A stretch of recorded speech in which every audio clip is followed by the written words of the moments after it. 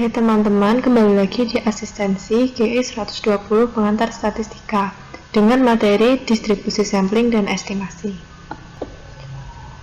Yang pertama ada teorema limit pusat. Dalam distribusi sampling, rata-rata dari statistiknya selalu sama dengan rata-rata dari parameter populasinya. Nilai keragaman dari sampel error disebut standar error. Dengan mengabaikan bentuk distribusi populasi, semakin besar ukuran sampel, maka distribusi sampling akan semakin mendekati distribusi normal. Pada umumnya, para ahli statistika menggunakan standar ukuran sampel di atas 30 atau N di atas 30 sebagai sampel berukuran besar. Manfaat dari teorema ini adalah tanpa perlu mengetahui bentuk distribusi populasi, statistik sampel dapat dimanfaatkan sebagai penduga untuk parameter populasinya. Selanjutnya ada distribusi sampling rata-rata. Apabila nilai statistik yang dihitung berupa rata-rata sampel, maka distribusi peluangnya disebut distribusi sampling rata-rata. Sesuai teorema limit pusat, rata-rata dari distribusi sampling rata-rata yaitu rata-rata populasi mu rata-rata sampel sama dengan mu. Dan nilai keragaman dari error rata-rata sampel disebut standar error rata-rata. Misal dari populasi 1, 2, 3, dan 4 akan diambil seluruh sampel berukuran 3 yang mungkin diambil. Dan dari tiap sampel dihitung rata-ratanya, maka akan diperoleh sampel 1 terdiri dari 1, 2, 3, maka rata-ratanya 2. Sampel 2 terdiri dari 1, 2, dan 4, maka rata-ratanya 7/3. Sampel 3 terdiri dari 1, 3, dan 4, rata-ratanya 8/3. Dan sampel keempat terdiri dari 2, 3, dan 4, rata-ratanya adalah 3. Kemudian, mu rata-rata sampelnya 2 ditambah 7/3 ditambah 8/3 ditambah 3 dibagi 4. Menghasilkan 10/4 sama dengan 2,5. Jika kita menghitung rata-ratanya, maka 1 tambah 2 tambah 3 tambah 4 dibagi 4 menghasilkan 2,5. Jadi di sini terbukti bahwa mu rata-rata sama dengan mu. Sedangkan untuk menghitung standar error rata-rata perlu diperhatikan kriteria sebagai berikut.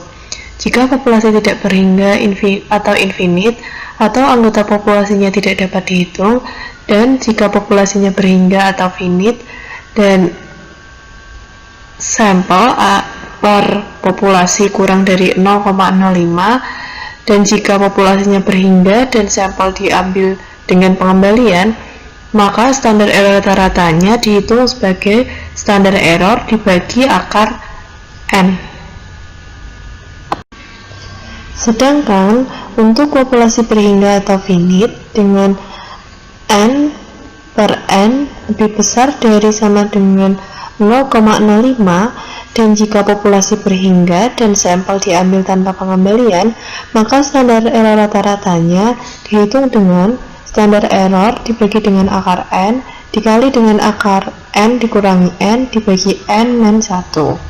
Karena sampel dan populasi merupakan konstanta atau tetapan yang diperoleh dari populasi, maka besar standar error tergantung ukuran sampel.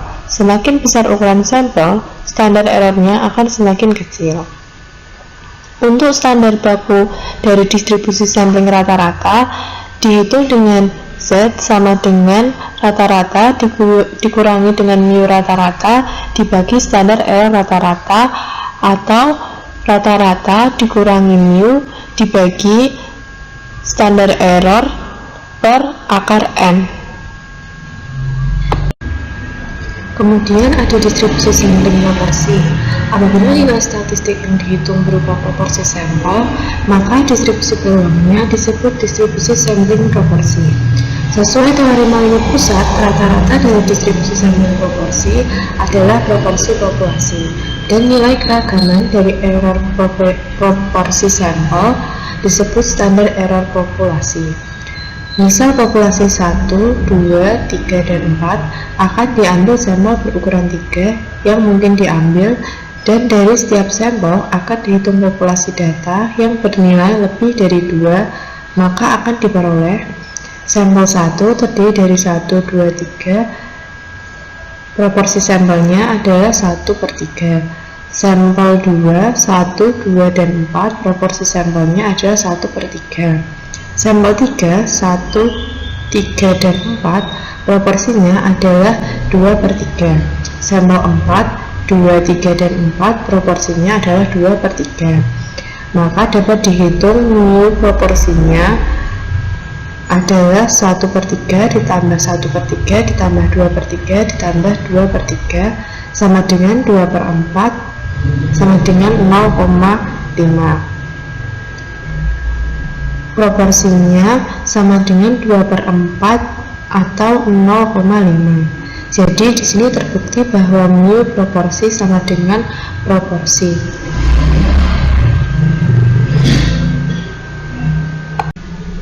Sedangkan standar error dari proporsi dapat dihitung dengan rumus standar error proporsi sama dengan akar P bar dikali Q bar dibagi N, di mana P bar sama dengan 1 dikurangi Q bar. Skor baku dari distribusi sampling proporsi adalah Z sama dengan P bar dikurangi mu P bar dibagi standar error proporsi sama dengan P bar dikurangi proporsi diper akar P bar dikali Q bar dibagi N. Yang selanjutnya adalah estimasi. Populasi sering tidak dapat diamati semuanya karena infinite ataupun finite, tetapi ada keterbatasan lainnya. Statistik atau karakteristik sampel sering digunakan untuk mengestimasi parameter atau karakteristik populasi untuk membuat kesimpulan populasi berdasarkan sampel. Sampel yang diperoleh belum tentu representatif atau dapat mewakili populasinya, disebut sampling teknik. Dari suatu populasi, terdapat banyak variasi sampel yang dapat diambil. Ada dua macam estimasi. Yang pertama ada estimasi titik atau point estimation, di mana hanya satu angka yang dipakai, misalnya 90. Yang kedua ada estimasi interval kepercayaan atau confidence interval estimate, di mana terdapat range, misalnya 80 sampai 95. Estimasi interval untuk mu dengan tingkat kepercayaan atau 1 dikurangi alpha jika standar error rata-rata sampel diketahui dan data berdistribusi normal, maka Z alpha per 2 dihitung dengan tabel Z atau fungsi norms_inf di Excel. Rumusnya adalah rata-rata sampel dikurangi Z alpha min 2 dikali standar error rata-rata sampel dikurang dari sama dengan mu kurang dari sama dengan rata-rata sampel ditambah Z alpha per 2 dikali standar error rata-rata sampel. Distribusi T student. Jika standar error tidak diketahui, maka standar error diestimasi dengan S dan distribusi Z diganti dengan distribusi T student. Rumusnya adalah T sama dengan rata-rata sampel dikurangi mu dibagi dengan standar error rata-rata sampel. Rumusnya di Excel adalah T in. Ciri-ciri distribusi T student. Yang pertama, seperti distribusi Z, tetapi ekornya lebih tinggi dan banyaknya lebih rendah. Yang kedua, semakin besar ukuran sampel, bentuk kurva distribusi T student makin mendekati bentuk kurva Z. Yang ketiga, distribusi T student mempunyai derajat kebebasan atau dB atau degrees of freedom atau dF.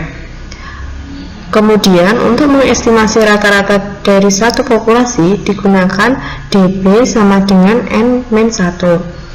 Misalnya, jika rata-rata sampelnya diketahui 20 dan N 5, maka jumlah sampel sama dengan rata-rata sampel dikali N.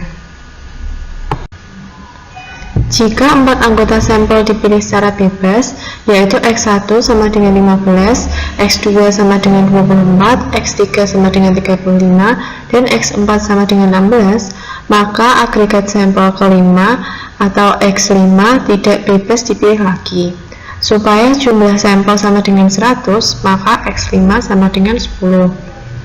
Estimasi interval untuk mu dengan tingkat kepercayaan atau 1 min alfa jika standar error rata-rata tidak diketahui dan data berdistribusi normal dirumuskan dengan rata-rata sampel dikurangi T alfa per 2 dB dikali standar error rata-rata kurang dari sama dengan mu kurang dari sama dengan rata-rata sampel ditambah T alfa per 2 dB dikali standar error rata-rata, di mana standar error rata-rata adalah S per akar N dan dB adalah N-1.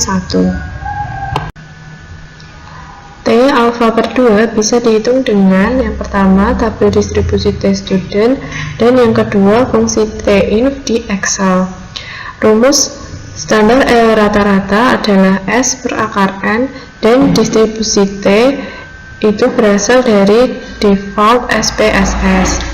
Validitas estimasi interval tergantung pada asumsi normalitas untuk distribusi data.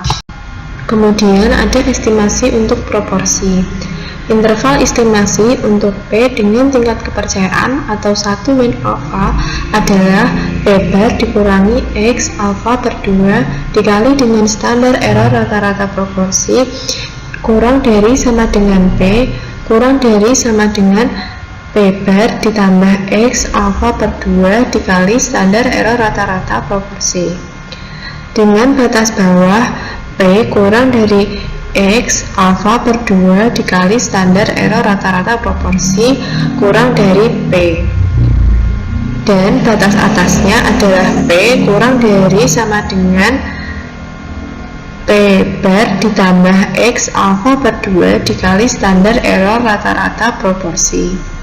P dapat diestimasikan dengan P bar sehingga standar error rata-rata P bar sama dengan akar P bar dikali P bar dibagi dengan N atau akar P bar dikali 1 kurangi P bar dibagi dengan N.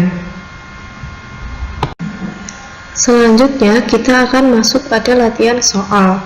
Soal yang pertama, Ana memiliki perusahaan di Surabaya yang memproduksi roti. Setiap satu bungkus roti memiliki berat rata-rata 500 gram dan standar deviasi sebesar 30 gram.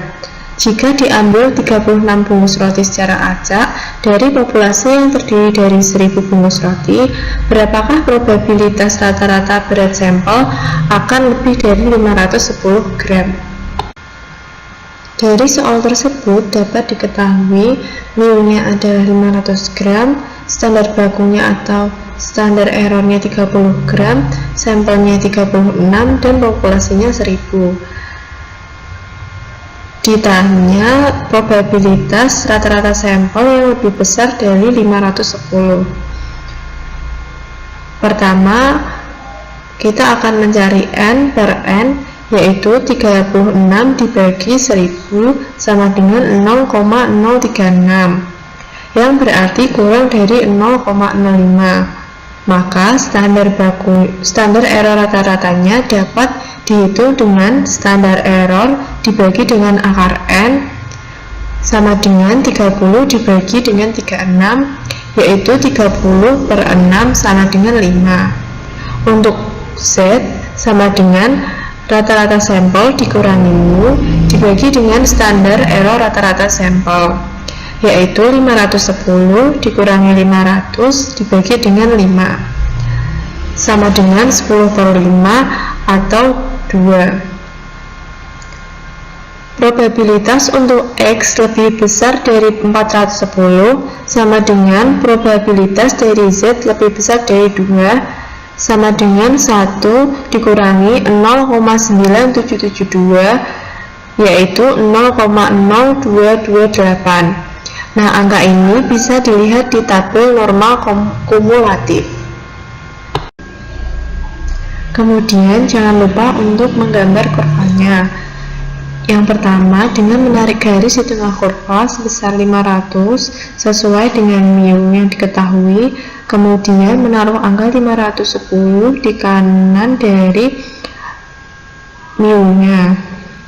Kemudian angka dari 0,9772 berada di kiri dari 510. Selanjutnya, kita akan bergeser ke soal nomor 2.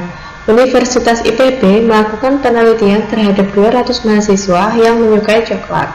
Survei yang dilakukan ini bertujuan untuk mengetahui berapa banyak mahasiswa yang menyukai coklat dan permen manis.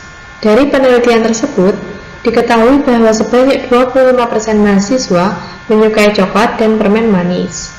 Kemudian tentukan A. Standar error proporsinya, B. Probabilitas paling banyak 29% mahasiswa menyukai coklat dan permen manis.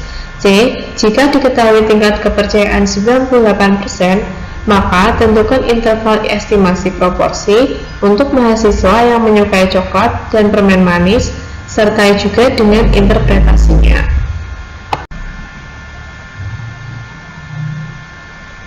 Untuk soal nomor 2, dapat diketahui bahwa N sebesar 200 dan P sebesar 25% atau 0,25. Untuk soal A, standar error proporsinya dapat dicari dengan akar P bar dikali Q bar dibagi N sama dengan akar 0,25 kali 0,75 dibagi 200 sama dengan akar 0,1875 dibagi 200 sama dengan akar dari 0,009375 sama dengan 0,03.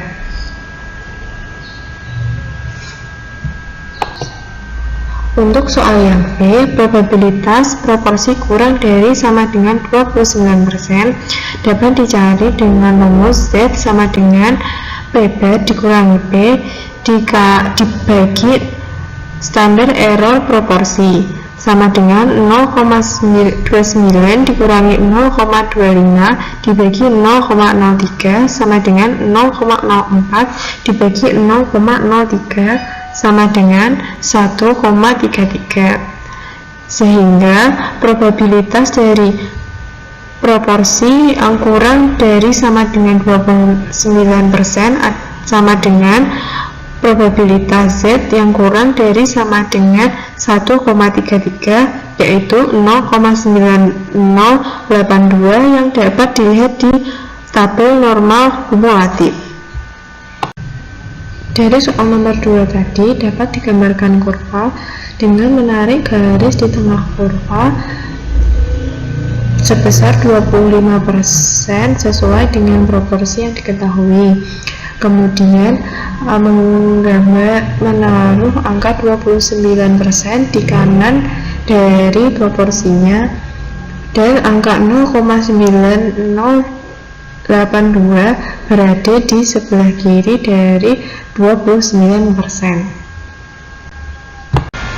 Next, untuk soal nomor 3, perusahaan Sari Murni mengirim produknya ke laboratorium guna menduga rata-rata kadar gula yang ada di dalam produknya.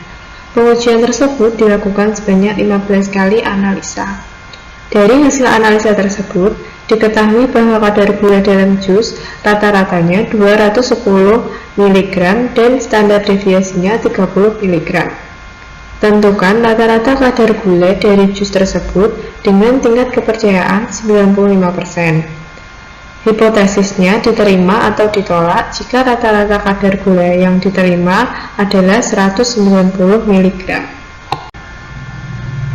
Dari soal nomor 3 tadi, dapat diketahui N-nya sebesar 15, rata-rata sampelnya sebesar 210 mg, standar deviasinya sebesar 30 mg, dan alfanya sebesar 1-95% atau sama dengan 5%. Untuk alfa per 2-nya sama dengan 0,025. Untuk dB-nya atau derajat kebebasannya sama dengan N-1, yaitu 15 dikurangi 1 sama dengan 14. Untuk T alfa per 2 dB-nya dicari dengan rumus Tin di Excel, yaitu dengan Tin 0,025 dikali dengan 2, kemudian titik koma 14 akan menghasilkan 2,1448, atau jika dibuatkan sebesar 2,15 dengan tabel T1 sisi. Untuk Tin dengan rumus probability dan degrees freedom-nya itu dapat dicari dengan Tin kurung buka 0,05 titik koma 14 kurung tutup yang akan menghasilkan 2,1448 atau 2,15. Nah, angka ini bisa dicari di tabel T di dua sisi. Untuk standar error rata-ratanya dapat dicari dengan standar error dibagi akar N sama dengan 30 dibagi akar 15 sama dengan 30 per 3,87 sama dengan 7,7519, atau jika dibulatkan menjadi 7,75.